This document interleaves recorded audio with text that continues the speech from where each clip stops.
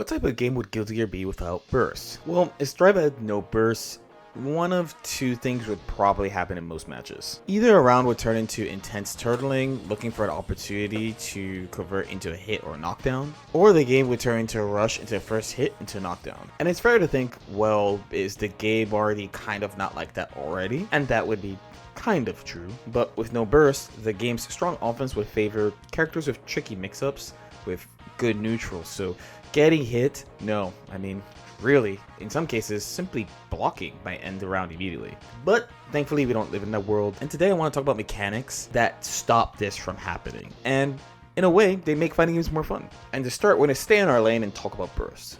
I think burst is one of the most important mechanics in fighting games like ever, and when it's available, it serves a couple of purposes. For starters, if we revisit the scenario from before, burst gives you an out. In the case you make a mistake, or take a risk, or get put in a bad situation for some reason, you can use your burst to escape and keep playing the game. From this perspective, it's something that makes the game less punishing and is an excellent preventative measure. But from another perspective, having burst in the game makes it so that characters can just be straight up stronger. Games with no burst typically have a lower character power level. Let's take a recent game like Street Fighter 6. The game is reasonably aggressive, but the damage is not crazy high, and you don't often see the crazy mix-up of an anime or team-style fighter in that game. The most complained about thing about the game right now, as I'm recording, is the throw loop. A simple but strong and repeatable mix-up situation where you throw and then throw again, you throw and you wait to either bait out a throw tech or reversal, and if you keep taking the throw, eventually you're going to die,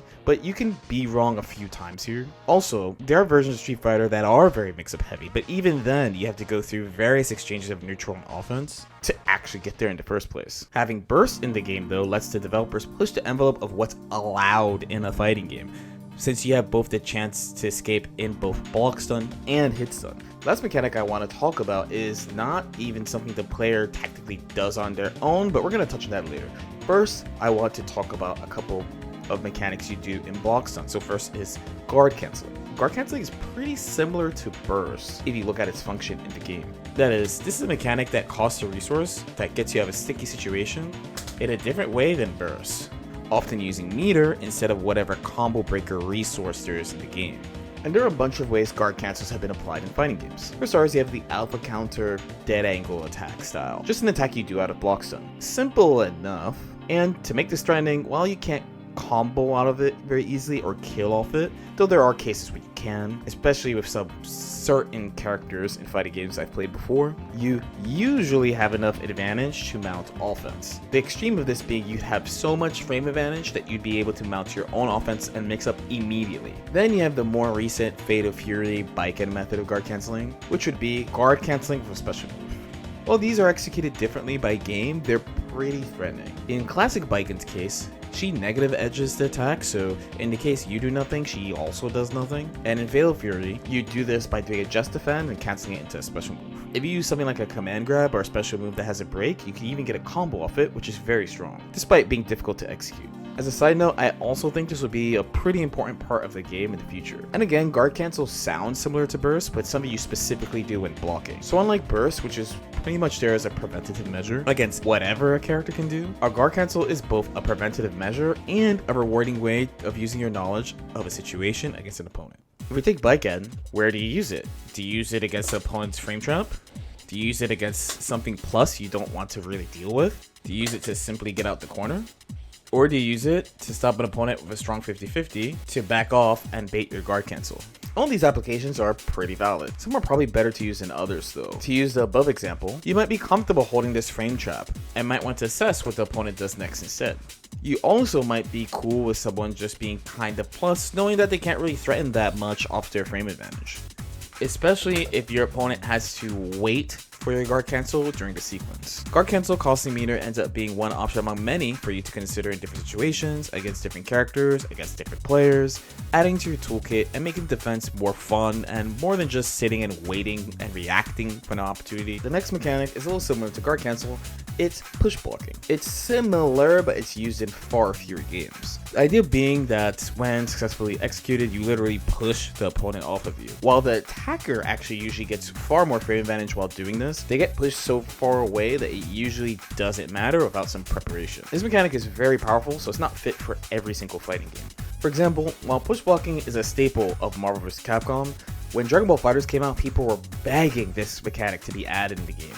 And to be frank, as someone who's competed in that game, I'm glad they didn't add it. Marvel vs. Capcom is not just faster, but the characters also have a slew of powerful options they could use against you, so the defender needs something equally strong on block to contest.